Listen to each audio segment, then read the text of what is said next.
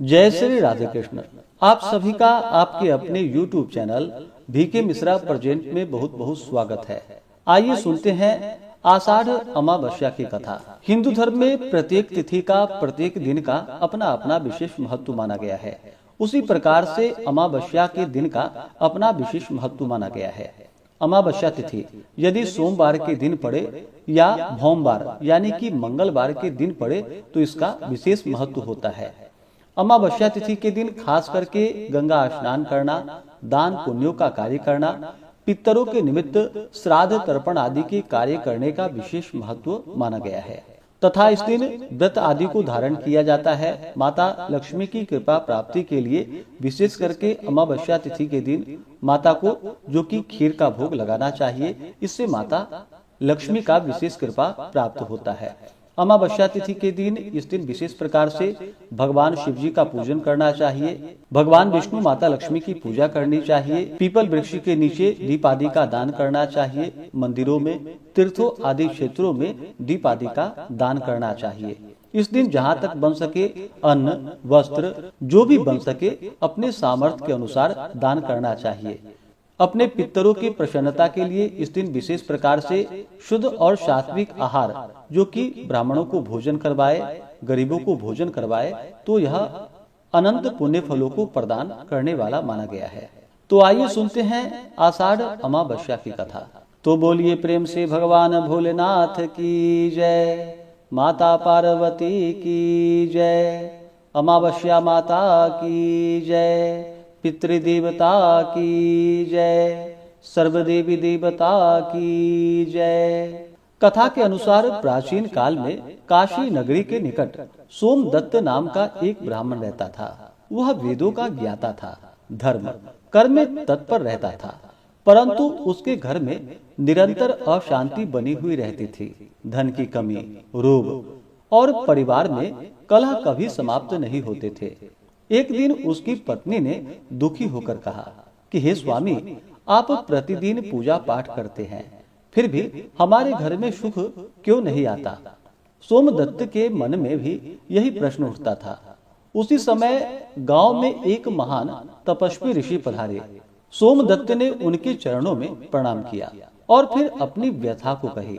ऋषि ने ध्यान लगाया और ऋषि बोले कि हे ब्राह्मण, तुम्हारे पितर तृप्त नहीं हैं।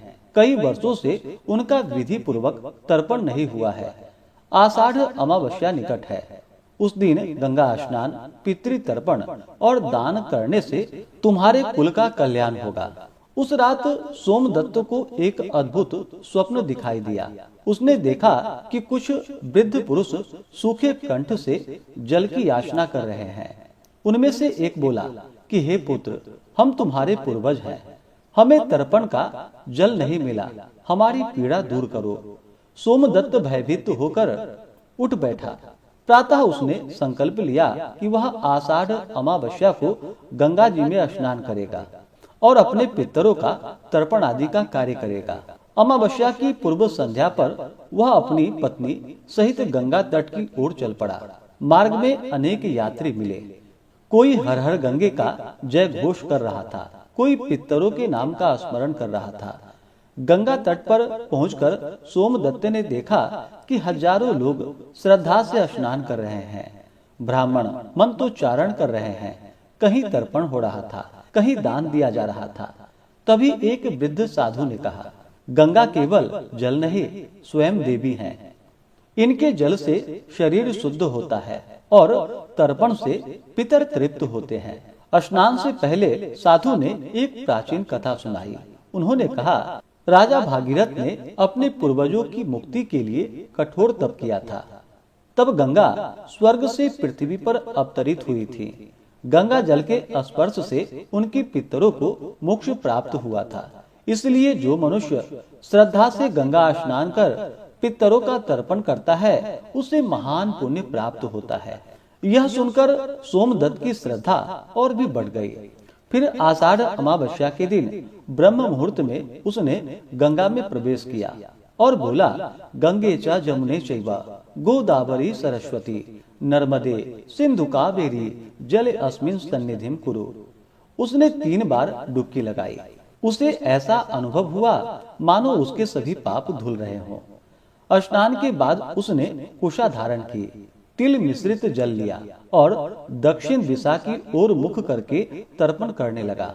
वह बार बार कहता कि हे पितृदेव, आप मेरे इस जल को ग्रहण करो और तृप्त हो जाओ।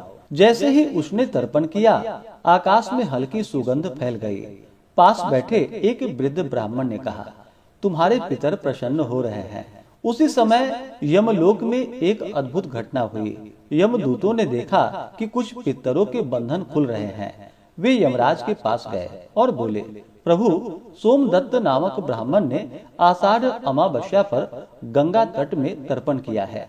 उसके पितर तृप्त होकर उच्च लोक की ओर जा रहे हैं। यमराज प्रसन्न होकर बोले, जो मनुष्य श्रद्धा से पितरों का तर्पण करता है उसका कुल सुरक्षित रहता है, उसके घर में सुख और समृद्धि आती है। तर्पण के पश्चात सोमदत्त ने अपनी सामर्थ्य के अनुसार दान किया। उसने ब्राह्मणों को अन्न दिया, गरीबों को वस्त्र दिए और गौओं को चारा खिलाया। एक भूखा वृद्ध उसके पास आया। सोमदत्त ने अपना भोजन भी उसे दे दिया। वृद्ध ने प्रसन्न होकर कहा कि हे पुत्र, आज तुम्हारा दान तुम्हारे पितरों तक पहुंचा है। यह कहकर वह अदृश्य हो गया। लोग आश्चर्यचकित रह गए। रात्रि में सोमदत्त को पुनः स्वप्न आया। इस बार उसके पूर्वज दिव्य वस्त्रों में दिखाई दिए। उनके मुख पर तेज था। उन्होंने कहा कि हे पुत्र, गंगा स्नान, तर्पण और दान से हम तृप्त हो गए हैं। तुम्हारे घर की दरिद्रता दूर होगी। सुबह होते ही सोमदत्त ने अनुभव किया कि उसके मन का भारी बोझ उतर गया है। कुछ ही समय में उसके घर की स्थिति बदलने लगी। रोग दूर हो गए, परिवार में प्रेम बढ़ने लगा और आजीविका के लिए नए साधन प्राप्त होने लगे। गांव के लोग आश्चर्य से पूछने लगे, यह परिवर्तन कैसे हुआ है? सोमदत्त ने उत्तर दिया, यह आषाढ़ अमावस्या के गंगा स्नान, पितृतर्पण और दान पुण्य का फल है। कुछ दिनों के बाद वह ऋषि फिर आए। उन्होंने कहा, मनुष्य अपने पितरों से जुड़ा हुआ है। जब वह श्रद्धा से उनका स्मरण करता है तो पितर भी उसकी रक्षा करते हैं। जो भी भक्त अमावस्या तिथि के दिन प्रातः काल स्नान करते हैं, पितरों का तर्पण करते हैं, ब्राह्मणों और निर्धनों को दान देते हैं, भोजन कराते हैं तथा कथा आदि का श्रवण करते हैं, भगवान की पूजा करते हैं, इससे पितृ तथा देव भी प्रसन्न होते हैं और सभी प्रकार के दुख और कष्टों को दूर कर देते हैं तथा सुख और समृद्धि का आशीर्वाद प्रदान करते हैं। तो बोलिए प्रेम से भगवान भोलेनाथ की जय, माता पार्वती की जय, गंगा माता की जय, पितृदेवता की जय, सर्वदेवी देवता की जय। खास करके अमावस्या तिथि के दिन, जो कि गंगा स्नान का बड़ा ही विशेष महत्व माना गया है, इस दिन जहाँ तक बन सके गंगा स्नान करना चाहिए। इस दिन पितरों के निमित्त श्राद्ध तर्पण आदि का कार्य करना चाहिए। काला तिल, अन्न और वस्त्र आदि का दान करना चाहिए। इस दिन कौवे को भोजन देना चाहिए, गायों को भोजन देना चाहिए, हरा चारा खिलाना चाहिए, जरूरतमंदों को भोजन कराना चाहिए, वस्त्र आदि जो भी सामर्थ्य हो उसके अनुसार देना चाहिए। पितरों के नाम से दीप आदि का दान करना चाहिए। तुलसी वृक्ष के नीचे, पीपल वृक्ष के नीचे, मंदिरों में, तीर्थों आदि जगहों पर जो कि दीप आदि का दान करना चाहिए। अमावस्या तिथि के दिन चंद्रमा दिखाई नहीं पड़ते हैं और चंद्रमा मन के कारक माने जाते हैं। इस कारण से अमावस्या तिथि के दिन शुद्ध और सात्विकता का पालन करना चाहिए। इस दिन मांस, मदिरा, लहसुन, प्याज आदि का प्रयोग नहीं करना चाहिए। इस दिन किसी से भी झगड़ा नहीं करनी चाहिए, क्रोध नहीं करनी चाहिए, किसी को कटु वचन नहीं बोलना चाहिए। इस दिन मद्यपान और नशा का प्रयोग भी नहीं करना चाहिए। मांसाहारी सामान का प्रयोग नहीं करना चाहिए। बुजुर्गों और माता पिता का अपमान नहीं करना चाहिए। बुजुर्गों, माता पिता और स्त्रियों का अपमान नहीं करना चाहिए। अनावश्यक खर्च आदि का दिखावा नहीं करना चाहिए, इससे बचना चाहिए। किसी का दिल नहीं दुखाना चाहिए।